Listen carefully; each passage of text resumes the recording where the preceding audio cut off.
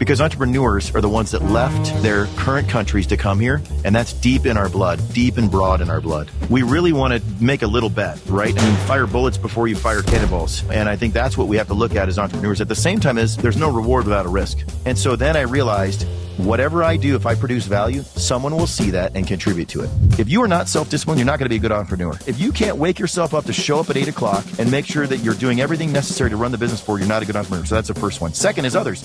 You're not going to get very far just working for yourself. Because I believe entrepreneurs are not successful for only two reasons, one of two reasons: fear or focus. They are either comprehensively afraid and they'll never move forward, and you can hear that in their language, or they don't have the ability to focus on something that will lead to their success.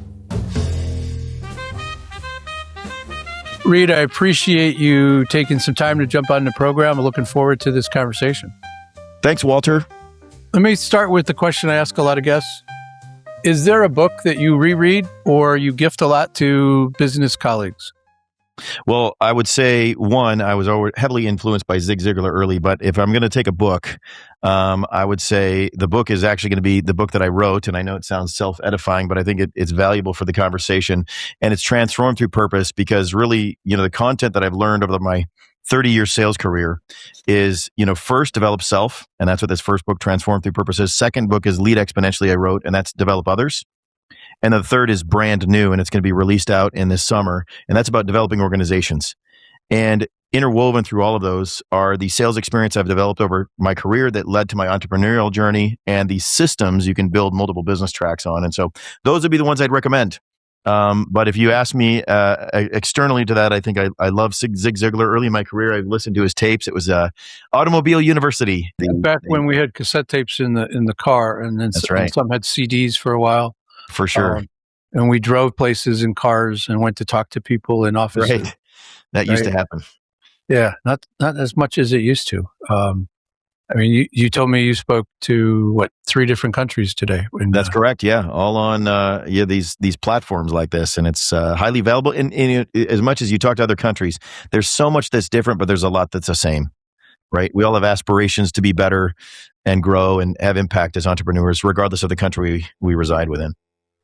Yeah, one of the countries you mentioned is a little different than us, but I only know that because of my wife's family from southern Germany. But that's the cool part of people and meeting from other cultures, right? You kind of get to see where we're the same and where we're different, and those unique aspects are really what keep things interesting, because we're all humans. Absolutely. And I think, I've thought about this personally is, we look at pretty much everyone in America. I mean, there are Native Americans, of course. We're immigrants. And I look at our economy started in the 1700s, realistically, right? With the formation of the United States. And we were not even on the radar. And now we're the world's biggest economy. And it really didn't pass the rest of Europe until the early 1900s, specifically. And I thought, why? Because entrepreneurs are the ones that left their current countries to come here, and that's deep in our blood, deep and broad in our blood. And the business was set up to support them, and all these other countries, Germany specifically, they're in a flat economy, right? And so why? Because all the entrepreneurs are gone. And so that's really that's really the power of America. And then I thought, what is the long-term impact? Because obviously, cyclically, we can be impacted by, economics. And where will America be going forward? And then I have been to over 60 countries myself.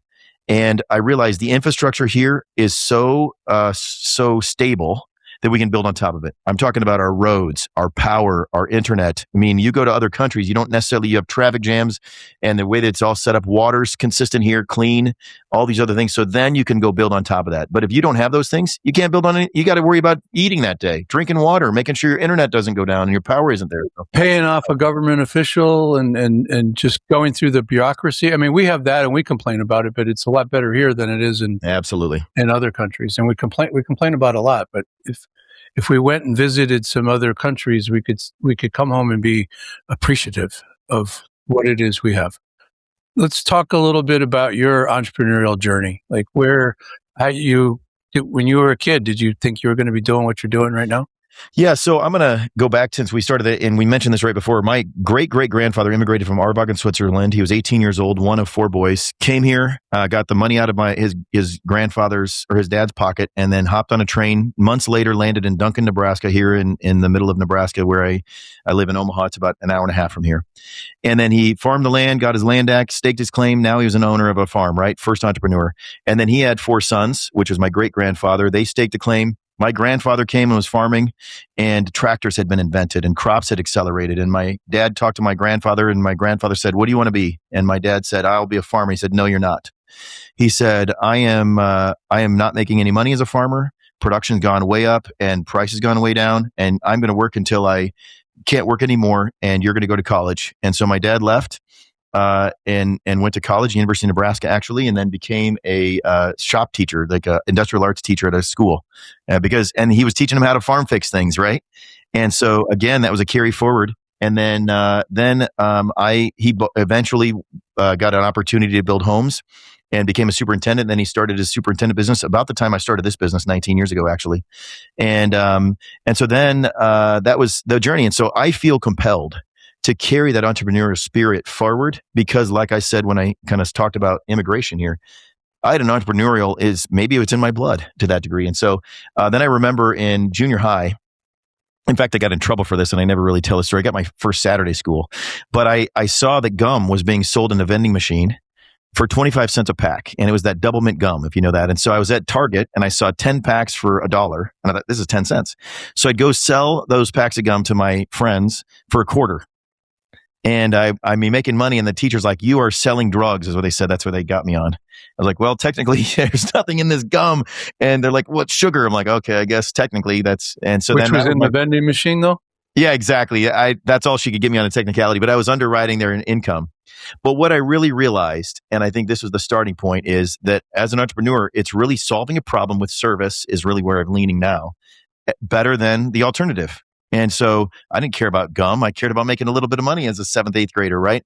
And so then I went to college. And when I was in college, my freshman year, I had a construction background, given my dad's experience. And I moved in and I saw lofts being built for dorm rooms. And you'd slide a bed underneath it. And I saw that first week that you could rent it from the university for $140. I was like, I can build something for less than that and make money. And so there was 2 big pressure poles. They were concrete floors and ceilings, and you'd get this steel beam that you just tighten, and then you'd put a chain around that and around the bed frame, very simplistically. And I went to a local hardware store, got all the supplies I needed. It was $38.47 to build one. And so then I priced it for $120 to sell it. And then I found my target audience, which was, I have 2 daughters, one's 24, one's 22. It's the dad of daughters because they have cash in their pocket. The daughters bring way too much stuff for stuff. And so I just followed them up, and here's a young college kid walked up and I said, "Hey, I can help you fit all that in a dorm room." And they said, "How are you going to do that?" I said, "I'll build a loft. I'll be in and out in 20 minutes, but it's going to be $120 cash." And then I would say to the roommate's dad, I said, "If you both buy it right now, $100 each, you'll each," and of course I got $200. $5,000 later in 3 weeks, I had installed all these lofts. And so again, I saw a problem. I then resolved that solution. And of course, that wasn't a scalable business, but it was easy money for a new college student. It paid for my semester. For a kid, yeah, they paid back then. It probably paid for a couple semesters. Oh, yeah. Yep. And it was really good money. And so that was your early entrepreneurial journey. And I think, part of it that's, I think, relevant for the audience is I always tell people this, and this is really my journey. The first thing is I own my job. Right? Whatever job I had, I always owned it. I always had that entrepreneurial mind to say, if I were the leader here, if I were the owner of this business, how would I want my employee to perform? And I did that. So that's the first step, right? The second step is I came alongside an owner. So early, my first real job, I was working construction, and I came alongside an owner, and the owner was, at first I owned my job. He was we laid blocks in a basement, right? And so I was doing that. Made $35,000 a year my senior year of high school. That's how much I was working there. And so I would work hard, and he hired me at $4.25. And that was the minimum wage here in Nebraska. And my first paycheck came, he goes, "Reed, I'm going to pay $8.50. I said, "What? Why are you doing that?" He said, "You did an amazing job. My full-time guys are getting paid $10 an hour, and I can't justify paying you $4.25. And so then I realized, whatever I do, if I produce value, someone will see that and contribute to it. And so I owned my job. But that's the secret of growing as a person and as an employee. You add value, you're worth more, you get paid more. Yep. And somebody will notice it. The second thing is I came alongside an owner. That's the next step. And so then I said, wait a minute, I'm doing my job, but what is he really trying to accomplish? And so as I worked for him for 4.5 years and he was the owner of this construction business, I said, how do I make him more efficient and help somewhat manage outside of my scope? And so I tried to see, I knew what he was trying to accomplish. And I always tell this story. I remember getting my first one-on-one as a 14-year-old. And he goes, what are you bleepity doing, yelling down at me? And I thought that was my my management evaluation. I was like, oh, I was scared. This is the toughest guy I knew at the time, super scared. And he's like, anytime you walk down that ramp, you need to see that stuff. It needs to come down. Anytime you walk up, see that stuff. It needs to go up. So never walk around here empty-handed. Never forgot that. And I realized he's paying hourly for efficiency. So then I started looking around and saying, what all needs to be done? That I can see not what am I doing, but what needs to be done. And so I came alongside an owner, and I really believe that began to plant within me a mindset to say, if I want to be an owner, what would I want done? And if I'm an employee, how can I help the owner accomplish that? And then eventually I was prepared to be an owner. And I think a lot of entrepreneurs step into a job and they don't realize they hired somebody. And that someone they hired is themselves. And they hired themselves and they never owned their other job. They never came alongside owner. In fact, they probably complained about them and how they underpaid them and everything else. And now they're the owner. And who are they going to complain about? Right. And they've hired somebody that never owned a job in their lives and never came alongside. And I told those people at the beginning, don't be an owner because you're a bad one. And don't be an employee because you're a bad one of your ownership. So that's kind of the beginning of my entrepreneurial journey. But that concept of owning, coming up alongside an owner, right? And that there's a lot there to unpack, but just being cognizant of what it means to make payroll, what it means to try to drive to an outcome that guy sold to somebody else, or that it's his responsibility to deliver on, and he's got a bunch of worker bees out there, some who care, some who don't.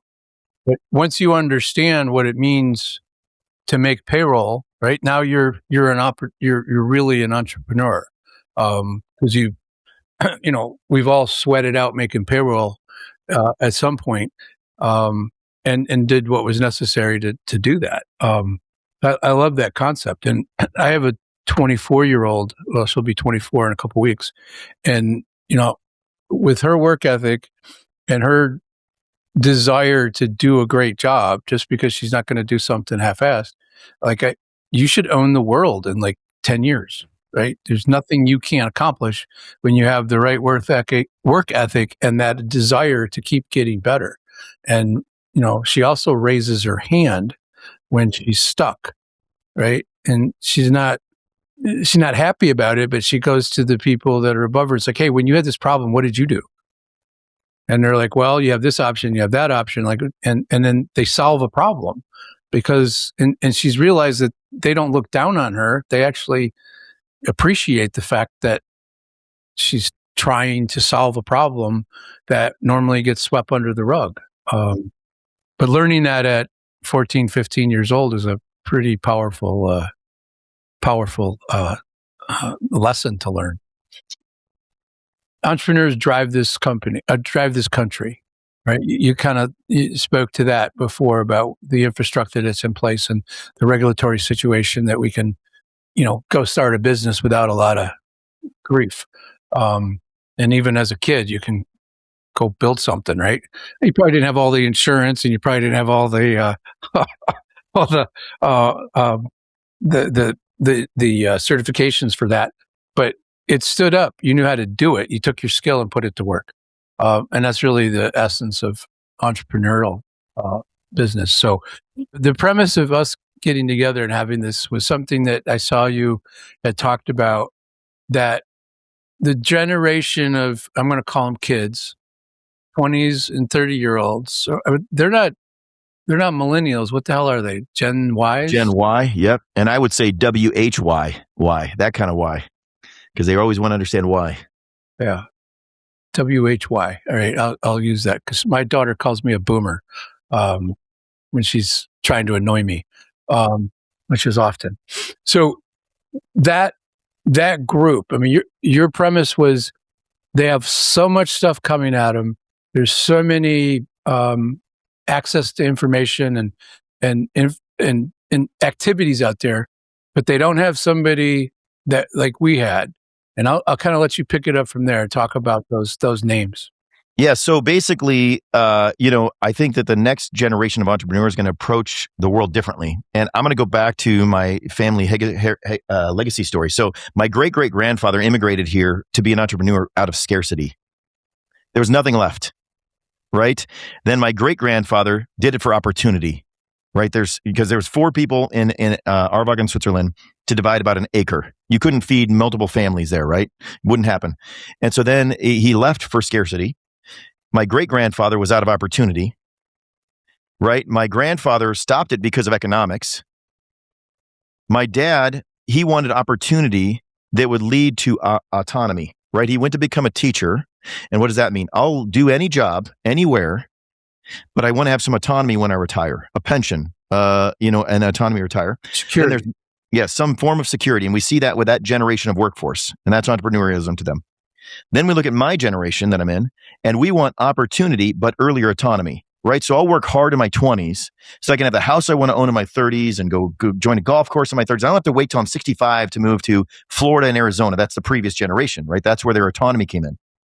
This next generation of 20-year-olds now, they want autonomy and opportunity that fits within that. I want to work where I want to work. I want to live where I want to live. I want to do what I want to do. What's the best opportunity within that? The previous generations were moving anywhere to do anything that is very general. And so I watch that and I see that entrepreneurialism is threatened, if not dying, for that same reason. And so at the forefront of that, I think, how can I position this to work towards this next generation?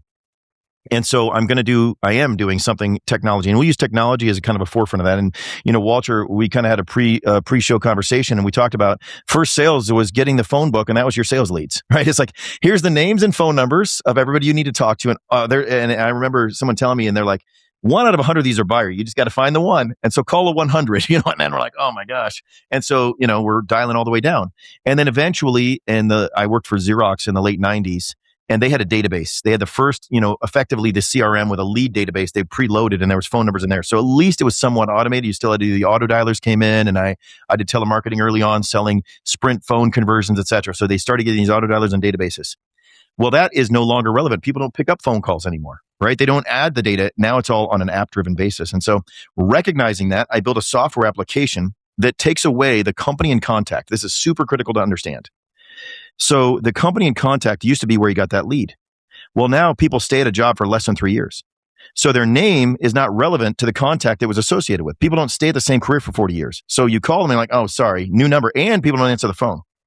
So I built a database that's site location associated. What does that mean? Think Zillow. It doesn't matter who owns the home, right? That home has, 1,500 square feet, 3-bedroom, 2-bath. It still has a lawn that needs to be mowed, et cetera, et cetera. So that's what a salesperson needs, is the actual service that you'd provide for that. So B2C though, not B2B. We do B2B. I built the database B2B. I'm using Zillow as an example. So I have all the commercial real estate listings, and then in our franchise concept, whatever service we sell them reconciles that lead. So in my case, I have a security business. If they buy security services, I know who the point of contact is, current and relevant, what type of service they're currently buying and where their payment terms are.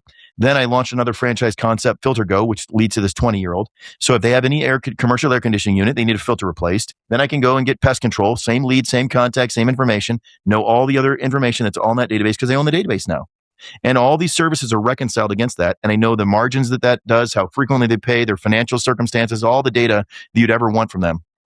And so it's on the front side. So now that I have that, I have simplified our sales process to target the 20-year-old to come in there. They would buy the franchise in that geographic area, right, with that lead that's all used from other services. Then they would get a vehicle, go knock on the door, ask for that person by name, and offer the service in an app-based format. So the next step of that is, just like a point of sale software at a retail location, ours is all on the phone. So you're saying, okay, let's use the filter example. That's what the 20-year-olds will be doing. You walk in and you say, hey, are you aware, sir, that you need to replace your filters? That's part of your lease agreement. No, I didn't. Second question, do you mind if I go up on your roof and see if it's being switched? No, go ahead. Walk up onto the roof, take a picture of their filter in the app, come down and say, hey, if you don't change this, you had a $10,000 expense to replace your air conditioning unit, and that's at your expense in your lease agreement. Oh, wow. Would you like me to change your filter? Sure. And then in the app, 20 by 20 filter, replace quarterly, charge right there on the phone. Then they come and install it the next day. They take a picture. Everybody gets notified. I, as the franchisor, the client gets notified. That builds up a database, right? So then literally they're living an app. And so now they have autonomy. They can work whenever they want. They just look at the app to when they're going to do it. It's essentially Uber Eats for commercial B2B businesses. I do the same with pest control, security services, you name it. And I'm targeting 20-year-olds. How am I getting them? I am developing, and this is, I know, part of our pre-show. I have thenextinleadership.com. And so as we discussed, you said, who's my favorite sales book? Zig Ziglar. And I was part of Automobile University. I'd buy the tapes, put it in there and play. I realized when I first started my first sales job, I had a sales manager advising me on how to improve my sales skills. However, that doesn't happen anymore, right? Nobody's in an office anymore. Nobody comes alongside and says, hey, say it this way instead of that way. Try do this instead of that. Ride along. I mean, I had a manager riding along with me on sales calls. It doesn't happen anymore, right? And so that's what this Next in Leadership is. It's going to be categorized for that, just as I started with the books. First, you're going to develop self. If you are not self-disciplined, you're not going to be a good entrepreneur. If you don't know, if you can't wake yourself up to show up at 8 o'clock and make sure that you're doing everything necessary to run the business forward, you're not a good entrepreneur. So that's the first one. Second is others. You're not going to get very far just working for yourself. And so then you develop others. That's Next in Leadership. And then third is organization. And if you're at that point and you're ready to launch an organization, that's where these franchises are available. And they're going to be available in those geographic areas going back to the zip code. So if you I live in Omaha, you'd see the lot that's available, all the leads that come with it, and you acquire that territory. I carry it back 100% because that's the other inhibitor. So I don't charge them any cash up front for it. I carry it back, meaning they're paying a payment stream, lease to own kind of, until they pay it off. And so that eliminated all the entrepreneurial risk for a 20-year-old, right? They don't have the money to get started. I take that away from them. They just have to be willing and able to work and do it for themselves. And so those are the concepts I'm building, all in franchising, because that gives them a secondary sale and a system that monitors that. And that's the objective of targeting them, to give them complete autonomy and the ability to own their own business. So how do you create accountability and know that this person is going to have that discipline to go climb up on that roof and knock on that door? Excellent question. So first of all, that's what a franchise agreement is. You lose your business, basically, right? I mean, there's performance metrics in that franchise agreement, just like a contract for a sports figure, right? You got to, if you're not showing up to practice, they can fine you. Same kind of thing. One. Number two is I have direct visibility of the data. So our software works similar to Uber, right? So if an Uber pickup is not happening, someone will get alerted that, something's gone wrong. And so our software has those monitoring practices real time in there, right? And then if there's no activity in there, that also lets me know, right? That, hey, you're supposed to be logged into this app on this time. And obviously it sets alerts. So it's all managed by the app, just like any other app that you'd see on any other device. And you'd know it has GPS on it, obviously, tracking where they're going and whatnot. And as they log in, but more importantly is they're not getting paid to do the work unless they get a client. So why would you buy a business? I mean, you sit at home and make no money. And if you're not doing that, then I just get rid of you. But if it's purely commission.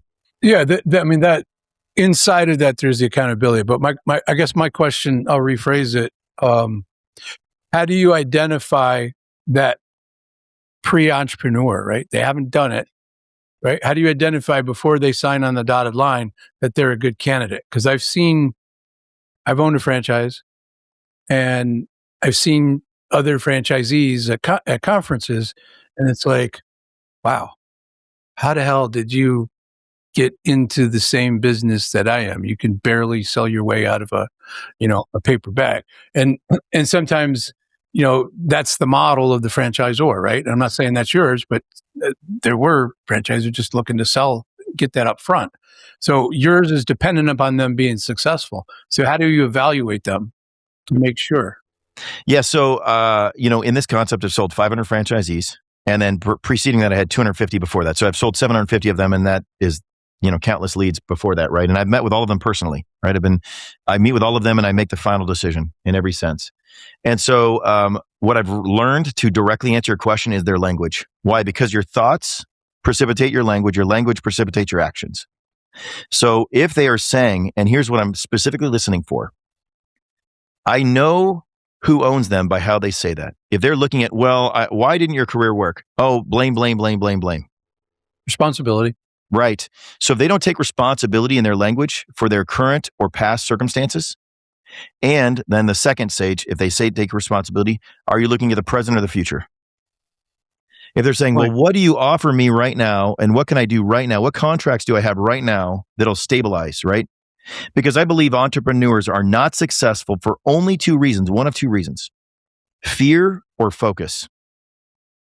They are either comprehensively afraid and they'll never move forward, and you can hear that in their language, or they don't have the ability to focus on something that will lead to their success. And so I am listening. Is that fear going to overcome you when the rubber hits the road and you can't make your payroll as you described?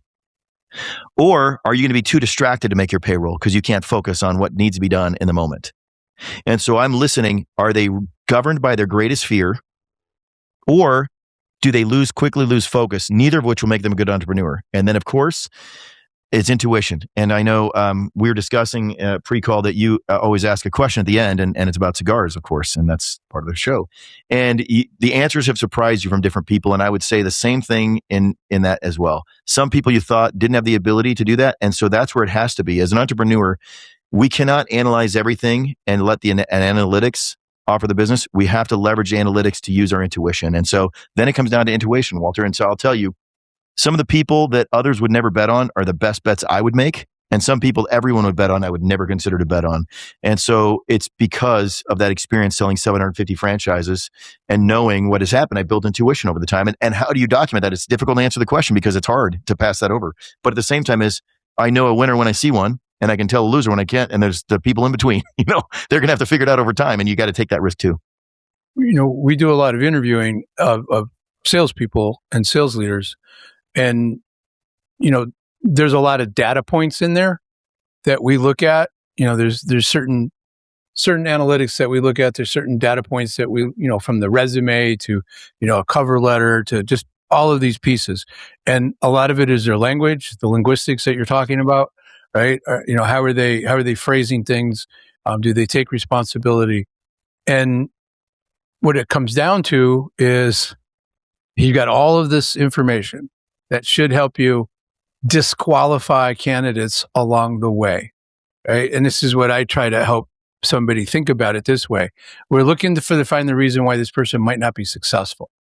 And if that pops up, then we have to deal with it, right? And you ask the extra question, you dig into it a little bit, maybe it's resolved, maybe it's not. If it's not, we disqualify. But if they're like, okay, right, then you keep moving. At the end, if they've gotten to that end and they've gotten through all of those hurdles and they've answered things right and there's no perfect candidate, do we think they're going to do it? Do we believe it? Are they going to be a fit for our culture? Those are all data points. And it comes down to making a flying by the seat of your pants is what we used to do. But with this data, we can make a more informed decision, because a lot of entrepreneurs don't have the experience hiring salespeople with any success, and they don't learn from their mistakes. So you have 750 you have 750 hires. Most of them are probably successful, right? And you've learned from the ones that weren't just as much as you learned from the ones that were, right? I would imagine. So it does come down to that gut instinct. And it's a calculated risk. Right. And I think the way that I built this model. You've mitigated it, though. Yeah, that's right. Exactly. And so what we can do is, instead of taking a huge risk, they're driving for 10 years in our car and they're a poor performer, the calculated risk is say, okay, if I can invest 90 days and see if they can perform or not, and then get rid of them, then I haven't risked the other 9.5 years or whatever of time. And so we really want to make a little bet, right? I mean, fire bullets before you fire cannonballs, and I think that's what we have to look at as entrepreneurs. At the same time is there's no reward without a risk.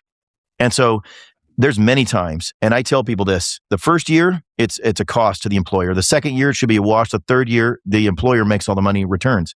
And so if I'm seeing you're not trending to be a second year even wash, then I need to make that decision earlier than later, because and here's the thing as an employer, and it's important for entrepreneurs that hire people. Many people feel bad letting people go. Instead, I realized I am holding a new employee back from a huge opportunity that this person's squandering. So if you're an entrepreneur and you're concerned about who you are letting go, so of course we're humans, we shouldn't want to let them go, but they're getting let go for a reason that they've contributed to, either one, not doing what you're asking, or not performing as well. But secondarily, more importantly, who could step in and do better for you and themselves, right? I can tell you, my some of the things that I take the greatest pride in is the career trajectory of people that filled the roles of others I vacated because someone was unperforming. And I took a risk on them, and they performed, and they're thriving in their careers. Yeah. But that's part of the joy of being an entrepreneur, right? Is seeing the people that you're working with elevate, right? Not all of them are going to. And, we are humans. And, if you've had to let somebody go, that it is not even the worst of the worst. It's still not a fun experience. I've never gotten joy out of letting somebody go.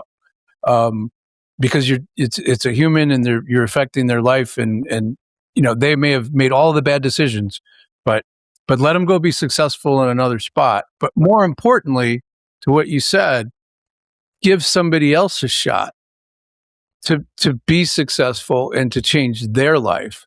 And that's part of the entrepreneurial thing, building that team, right? Which you've alluded to with your books, right? Giving them the ability to leading them to help them see that path.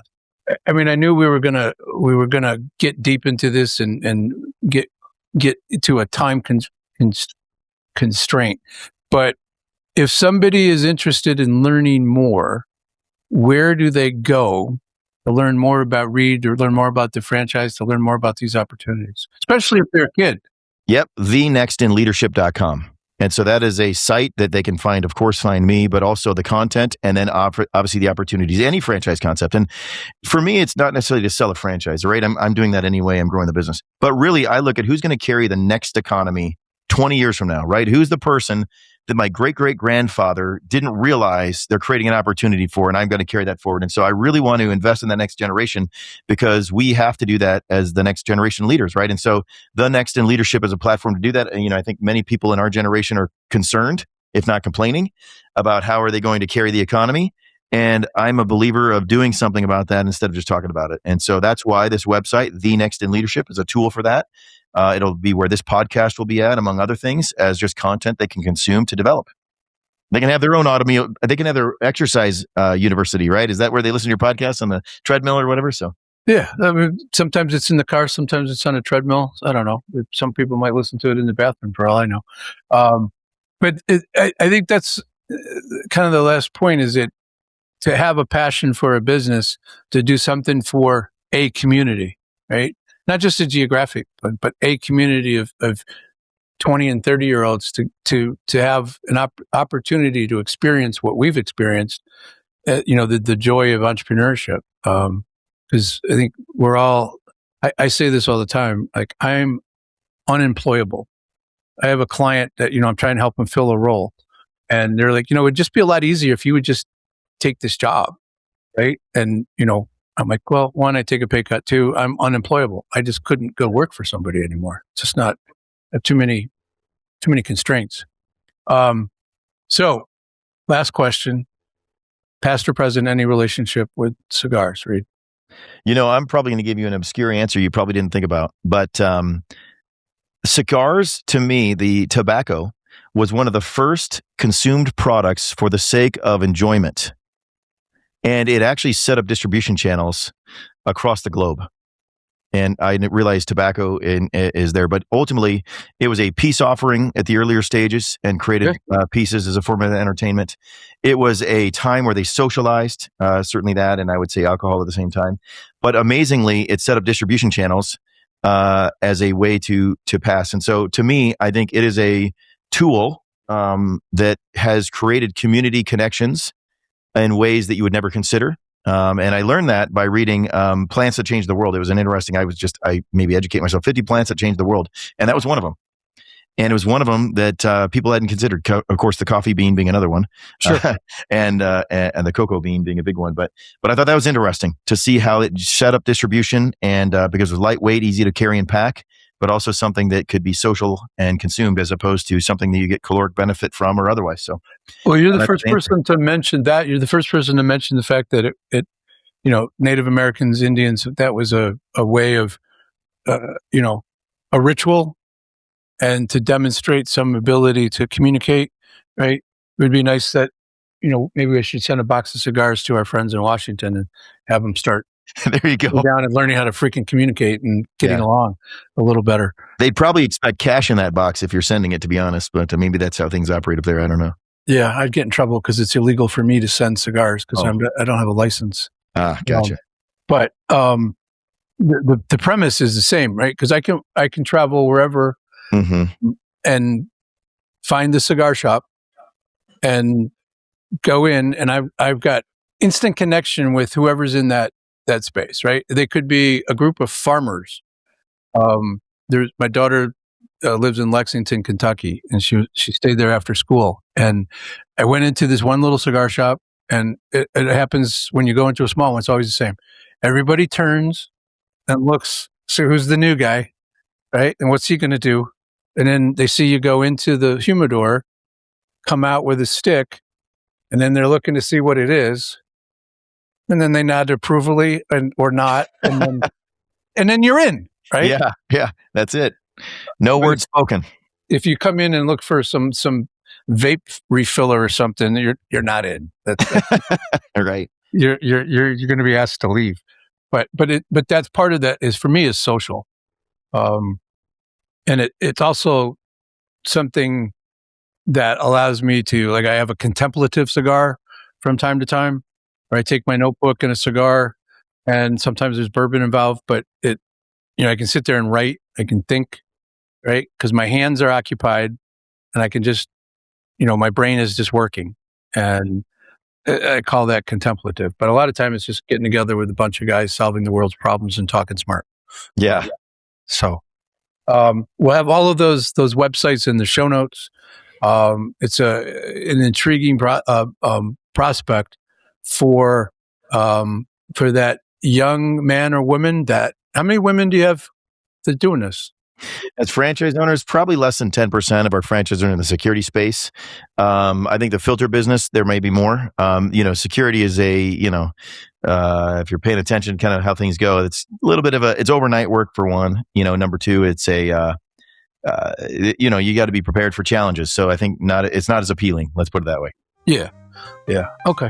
Curious. All right, Reed, appreciate it. Thanks for taking the time, and thanks for helping that community. Thanks, Walter.